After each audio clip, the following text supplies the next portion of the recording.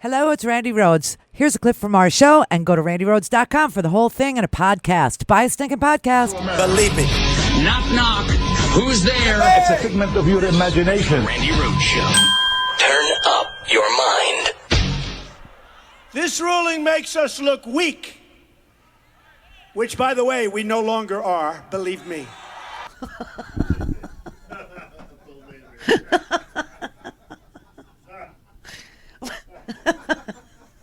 I'm sorry.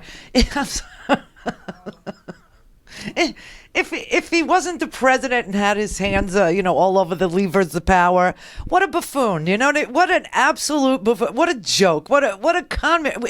He's like a musical about a bad snake oil salesman, And it's like, there was this old movie, I forget what it was called, with Steve Martin. Where he was some snake oil salesman that would go from town to town with his revival tent and all this and steal money from the nice people that were Christians. Remember that? And, there was somebody in the audience that had an earpiece, and Deborah Winger would be behind the scenes, and she would know, what their problem was. And he would say, "Oh, I feel it's your gallbladder." This is what Trump is. This is what he is. He is such a con man. He had I don't even know what to call these things anymore. How is it possible that he's president for 54 days, right, Howard? You're counting 54? Is today 54? Yeah, he thinks it's 54. How is it possible that he's only been president for like 54 days, and last night he had a re-elect President Trump campaign rally paid for by the re-elect committee? Do you know why he does that? You have any earthly idea why he does that? He does that because if it's a re-elect, then he can allow entry only by ticket holders who have to, appeal to him, who have to actually be, passable, somebody that he would allow in. If he were doing it as the president of the United States without a re-elect campaign payment to go to Nashville and to pay for this event, then any American could attend. And what's really crazy about this is, we've all waited. Gotta say, we've all waited for him to reach out and become president of all America, because that is what he is. In reality, he is truly the president of all Americans. Whether the Americans like him, don't like him, support him, don't support him, he still is the president of all Americans. And he refuses to reach out to all Americans. Everybody's been waiting for him to say, "I'm president of all America, and we're going to do things that benefit all America." No, he keeps on talking to this 39% of America that it's actually 26% of America that voted for him. He keeps on doing this. He surrounds himself with it. He is the neediest man and listen, I've known needy. I know needy. Hey, over here. I know needy. I can do needy. This man is like beyond. This is why Melania's in New York. She's like, "You deal with him. You take him. I'm done. I don't want to live with him." It is an amazing thing. So his travel ban, this is what he's talking about. Remember yesterday I was arguing with Will, and Will was trying to tell me that the travel ban was the same as Obama's. Obama never had a travel ban. That's number one. What we did have were people under a visa waiver program in countries like Belgium and France, and also Iraqis who were refugees who fought with us could come here. And all of a sudden we said, "Oh, look, there's some guy living in Kentucky, and his fingerprints were found on an improvised explosive device on the battlefield in Iraq. Maybe we should relook at how we allow refugees into the country." And so we made them go through more vetting and get visas. That's what happened. Now, if you want to know where the real threat is, the real threat is from, as you know, ISIS. And who fights with ISIS in Syria and Iraq? Let's see. Foreign fighters. Foreign freaking fighters. Wahhabist Islamists who predominantly learn this in Saudi Arabia. He was talking about, how he has to do this. He will never compromise the safety of the United States. We've got a beachhead of terrorism that just wants to come in. There is no evidence. And this is why the courts keep striking down these travel bans. There's two reasons. One, they are unable to present any evidence that there is a threat from Syrian refugees on the front of terrorism, that there is they couldn't do it with Iraq. They couldn't show that there was a threat to American security by allowing Iraqi refugees into the country. There is extreme vetting, as you know, takes 2 years to get a visa, takes 2 years you start in the refugee camp, the UN, goes and talks to people, and then their irises are scanned, fingerprints are taken, their health is also, looked at, and it takes 2 years. There's personal interviews. There's everything else. They go and they find out whether or not they are really fleeing some sort of death cult like ISIS, or are they fleeing, war, famine? What are they actually fleeing? And if they're proven to be right, they move to the next step. They don't come into the country. They move to the next step. So, we know that we have extreme vetting. And we also know that the foreign fighters that are fighting with ISIS in places like Raqqa, Syria, and places like Mosul, Iraq, are coming from countries like Belgium and France. And nobody has a problem letting the Belgian and the French in, do you?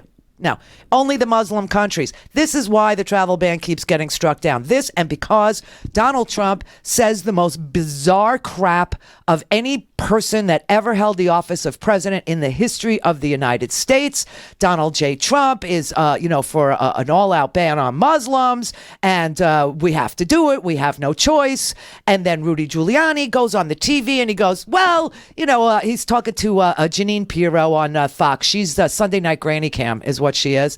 And, she says to Rudy, tell me. Here, I'll show you. She says to Rudy, so tell me what happened. Tell me everything. And he goes, well, all right. I just want to prove how important I am, how large a man I am. Nosferatu. I'm a bloodsucker. He's a parasite. He's a leech. So Rudy Giuliani, she says, so tell me everything that happened. He goes, well, he called me up and he asked me for a Muslim ban, and I said I could do it legally for you, right? This was a factor in the judge's decision, and it wasn't just a judge in Hawaii last night, Judge Watson. It's also another one in Maryland. They all said, there is no getting around this. Everything they said before he was president, and everything he said after he was president. See, this little Rudy Giuliani thing, this is after he was president. Now, I know Alan Dershowitz was saying, if they use what he said on the campaign trail, then this will be a first for the Supreme Court. They're not, Alan. They're not using what he said on the campaign trail. They're using what his surrogates said the day after the first Muslim ban. They're using what people said, what Steve Miller said about the second Muslim ban. He said that if they're just going to tweak it a little, the result is going to be the same. And Rudy, who told Janine Pirro how they got to this Muslim ban. Whole history of it. So right. when he... Oh, come on. Oh, let's try this. Hang on 1 second. I got a lot of open tabs. I think, you understand what that is. Tonight. Joining me now to talk about this is former mayor of New York City and advisor to President Trump on cybersecurity, Rudy Giuliani. Joining me now to talk. All right. Good evening, Judge, how are Mr. Where'd it Mayor. go? I am fine. This just breaking news during my open. Federal judge signing this stay. What can you tell us about it? Well, I think it's... See, he's already first of president. all, I thought your opening was absolutely a terrific explanation of what's been wrong with this country for 20, 30 years. Good deal of time that you were district attorney. I was U.S. attorney in the Southern District of New York, and I couldn't get the immigration service to deport the criminals who were coming out of jail. They put them on bail and they commit more crimes, and then I'd have to arrest them again. It's because they weren't adjudicated. It's totally absurd. What Donald Trump wants to do, what Homeland Security wants to do under him, is focus on the criminal illegal aliens and get them out of the United States. Who possibly could object to that? I have no idea what these mayors are thinking about. I don't know what they're thinking about either, and I have the same problem. I would seek to have someone deported after they serve their jail time. Their country didn't want them, so the United States would say, okay, we'll keep them. Well, then what we should do is, first of all, we should develop detention centers for them. They shouldn't be catch and release. They shouldn't go to jail for... Okay, I just want to interrupt it for a brief moment. Do you realize that catch and release is for fishing? It should never, ever be used as a term for humans. Ever.